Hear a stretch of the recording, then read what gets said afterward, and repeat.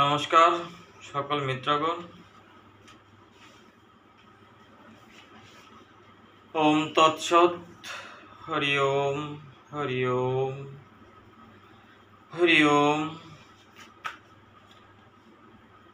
এখন আমরা আলোচনা করব কেন উপনিষদের ভাষ্য অথ প্রথম খণ্ড শরীরের সকল ইন্দ্রিয়ের রচয়িতা এবং তাদের আদি প্রেরক ব্রহ্মের বিষয়ে শিষ্য গুরুকে জিজ্ঞাসা করছে।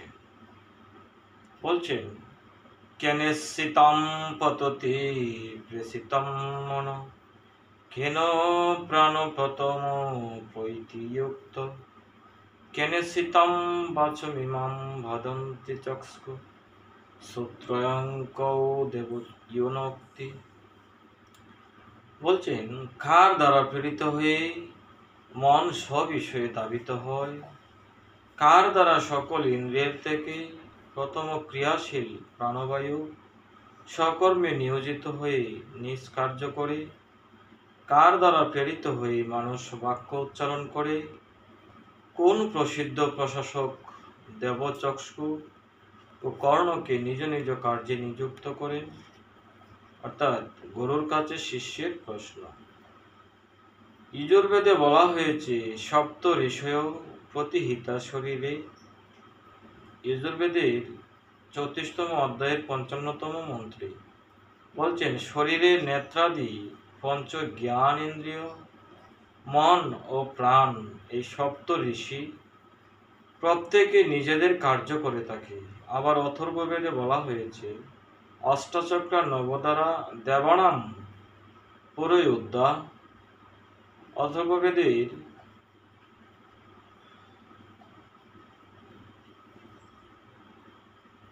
10ম কাণ্ডের 2য় সূক্তের 31তম মন্ত্রে বলছে, 8টি চক্র ও 9টি দ্বার বিশিষ্ট এই শরীর দেবগণের অজয় নগরী।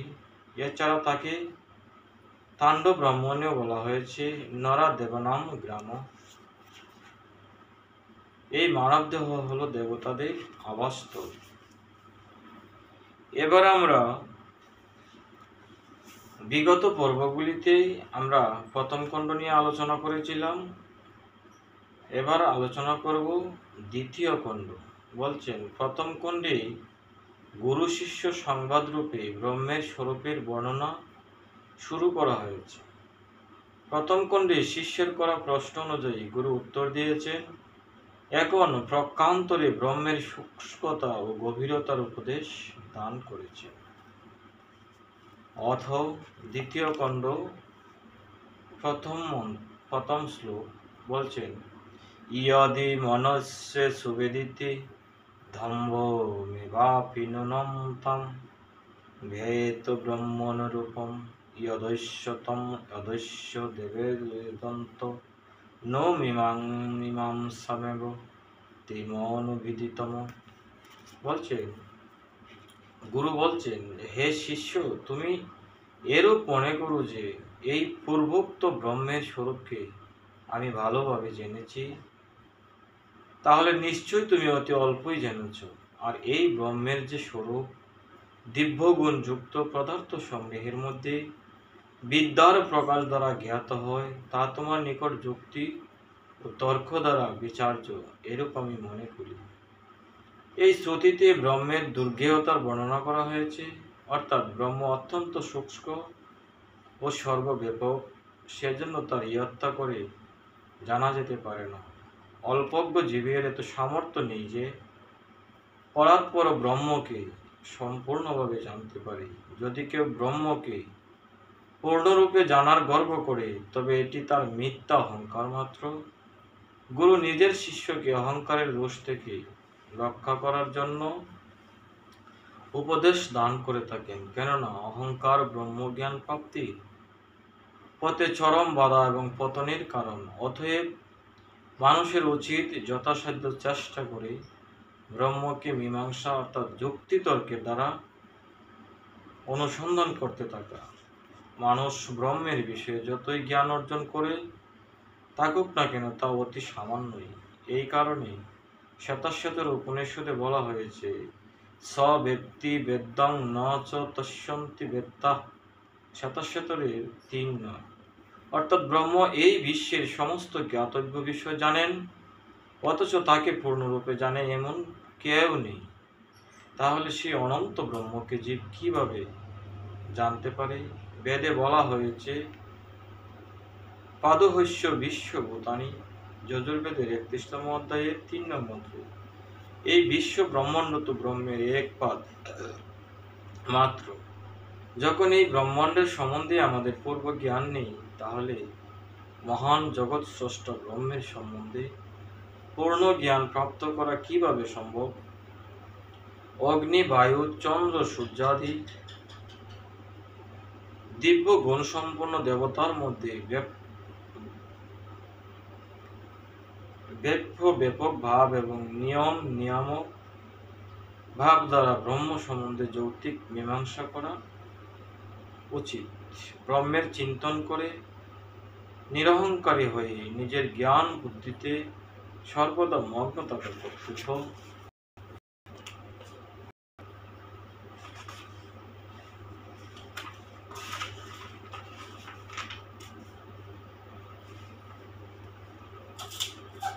এই শ্রুতিতে রূপ শব্দ চক্ষুর গ্রাহ্য বিষয়ের বাচক নয়, বরং বস্তুর সত্তার বোধক। যেমন ব্রহ্মকে সচ্চিদানন্দ স্বরূপ বলা হয়, অর্থাৎ সৎ, চিৎ এবং আনন্দ। এই তিনটির মধ্যে একটিও চক্ষুর বিষয় নয়, কিন্তু এই তিনটিকে একত্রে ব্রহ্মের স্বরূপ বলা হয়েছে। একইভাবে একানে রূপ শব্দের দ্বারা সেই ব্রহ্মের সত্তা ও মহিমাই অবিধেয়। মহর্ষি যাস্ক নিরুক্তে দেবতার ব্যাখ্যায় বলছেন, দেবদানাদ বা দীপনাদ বা দৌতনাদ বা দুস্তানুভবতীতি। নিরুক্তের 7-15, অর্থাৎ দেব দান করেন, তিনি তেজস্বী, স্বয়ং প্রকাশ রূপ এবং ঊর্ধ্বে থাকেন। যেহেতু সূর্যাদি নক্ষত্র অগ্নাদি তেজস্বী তত্ত্ব স্বয়ং প্রকাশস্বরূপ সকলকে প্রকাশিত করেন, তাই এদেরকে দেব বলা হয়। এখন ব্রহ্মকে জানার বিষয়ে শিষ্য গুরুকে বলছেন, কেনোপনিষদের 2য় খণ্ডের 2 নং শ্লোকে বলছেন, নাহম মনুষ্য বেদয়তি নূন বেদেতি বেদেচ ইয়ো নস্তদ্বেদ তদ্বেদ নূন বেদেতি বেদচ। আমি ব্রহ্মকে ভালোভাবে জেনেছি এরূপ মনে করি না, এবং আমি ব্রহ্মকে জানি না এমনও মনে করি না। তবে ব্রহ্ম আছেন একথা জানি, ব্রহ্মকে জানি না এমন নয়, এবং তাকে জানি এমনও নয়।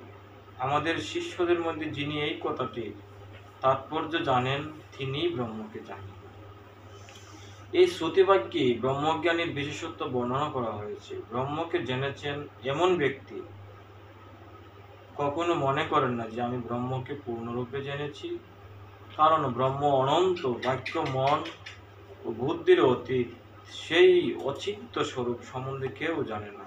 আবার তারা এমনও বলেন না যে আমি ব্রহ্মকে জানি না, অর্থাৎ ব্রহ্মজ্ঞ ব্যক্তিগণ ব্রহ্মকে যে একেবারে জানেন না তাও না, কারণ সাধন সম্পন্ন আচার্যগণের নিকট থেকে জ্ঞানের বোধীয়তা ও প্রেরক রূপে সেই সনাতন ব্রহ্মের স্বরূপ কিছুমাত্র হলেও জানেন।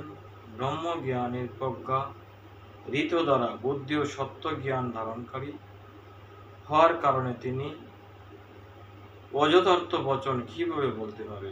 অতএব যিনি এরূপ জানেন তিনি ব্রহ্মের জ্ঞাতা, এবং যিনি এর বিপরীত আচরণ করেন তিনি সেই ব্রহ্মকে জানেন না। ব্রহ্মতে জানার ফলস্বরূপ যে আনন্দ লাভ হয় তা বাক্য দ্বারা প্রকাশ করা যায় না, তা তো কেবল অন্তঃকরণ দ্বারা অনুভব করা যায়। বিশেষ বিবরণ: যখন আমরা কোনো পদার্থের বিষয়ে এটি মনে করি যে আমার এর বিষয়ে পূর্ণ জ্ঞান হয়েছে, তখন ওই বস্তুর সম্বন্ধে আমাদের আর কোনো জিজ্ঞাসা থাকে না, এবং জিজ্ঞাসার অভাবে আমরা ওই বস্তুর বিশেষ জ্ঞান থেকে বঞ্চিত থেকে যাই। এভাবে ওই বস্তুর বিষয়ে কিছু না জানাও সেই বিষয়ের প্রতি আমাদের প্রবৃত্তির ব্যাঘাত সৃষ্টিকারী। এর দ্বারা স্পষ্ট হয় যে কোনো বিষয়ের সামান্য জ্ঞানই তার বিশেষ জ্ঞানের প্রতি আমাদের প্রবৃত্ত করে। যখন সাংসারিক সসীম পদার্থসমূহের বিষয়েও আমাদের এমন অভিমান অথবা জ্ঞান সেগুলির বিশেষ জ্ঞান অর্জনের জন্য বাধক হয়, তখন সেই অগাধ ও অনন্ত পরম ব্রহ্মকে, যার বিষয়ে মহান যোগী তপস্বী ধ্যানশীল মহর্ষিগুলো নেতি নেতি বলে এসেছেন, এমন মনে করা কতটুকু সঠিক হতে পারে এই বিষয়ে সুখী পাঠকবৃন্দগণ বিচার করবেন।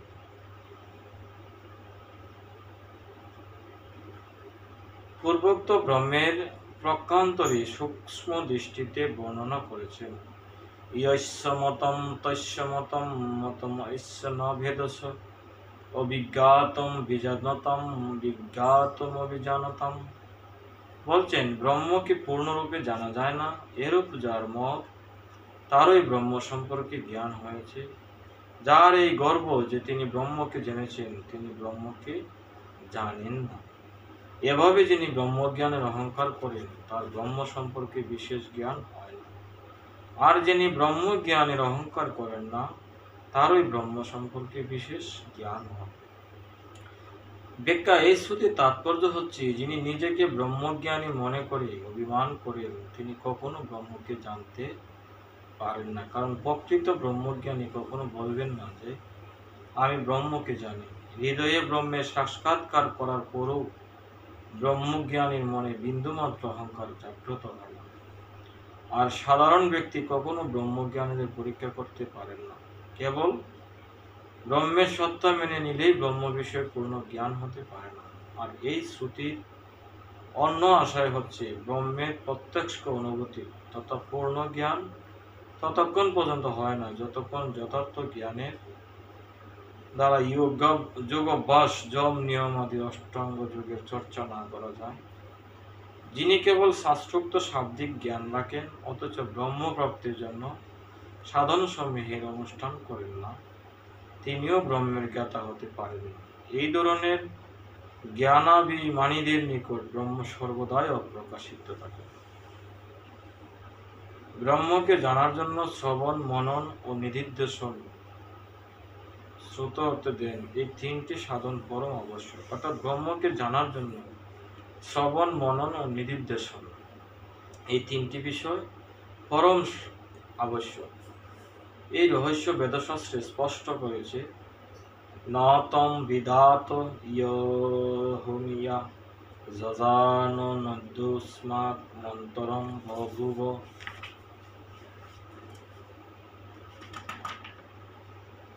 নিহারেণ প্রবৃত্তা জল্প চাশুত্তিপোক্ত শাসশ্চরন্তি।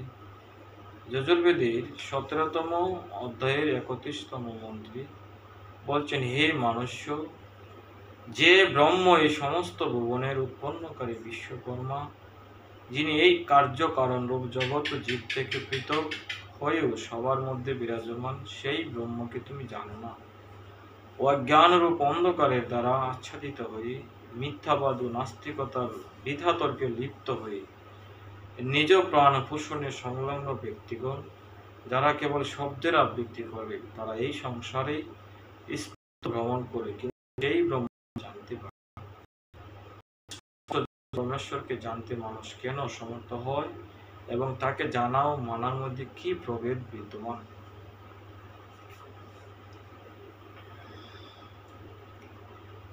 অথর্ববেদের প্রথম কাণ্ডের 32তম সূক্তের 2 নং মন্ত্র বলছেন, অন্তরিক্ষ অসামাস্তাম শ্রান্তস্য দামিব আস্তানমস্য ভূতস্য বিদুষ্ট দেবস্য নভা।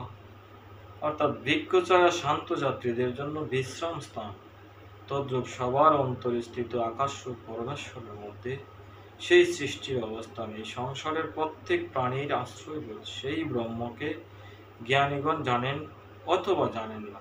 তাৎপর্য এই যে, সূর্যাদি অসংখ্য লোকসমূহ সেই পরম ব্রহ্মে অবস্থিত, তিনি সমস্ত জগতের আশ্রয়। একথা বিদ্বানগণ বিধি ও নিষেধ রূপ বিচার দ্বারা নিশ্চিত করেন। যেমন ব্রহ্ম জড় নয় বরং চেতন ইত্যাদি। অথবা যত অধিক ব্রহ্মজ্ঞান প্রাপ্ত হতে থাকে ততই ব্রহ্মকে অনন্ত, অপার ও দুর্গেয় বলে মনে হয়। এভাবে ব্রহ্মজ্ঞানী তখন নিজেকে অজ্ঞ মনে করেন, অর্থাৎ ব্রহ্ম সম্পর্কে পূর্ণ জ্ঞান হতে পারে না, সামান্য জ্ঞানই হতে পারে। তো আজকের মতো কেন উপনিষদের দ্বিতীয় খণ্ডের 1, 2, 3 শ্লোকের আলোচনার মাধ্যমে বিশ্রাম নিলাম। ওম শান্তি, ওম শান্তি, ওম শান্তি।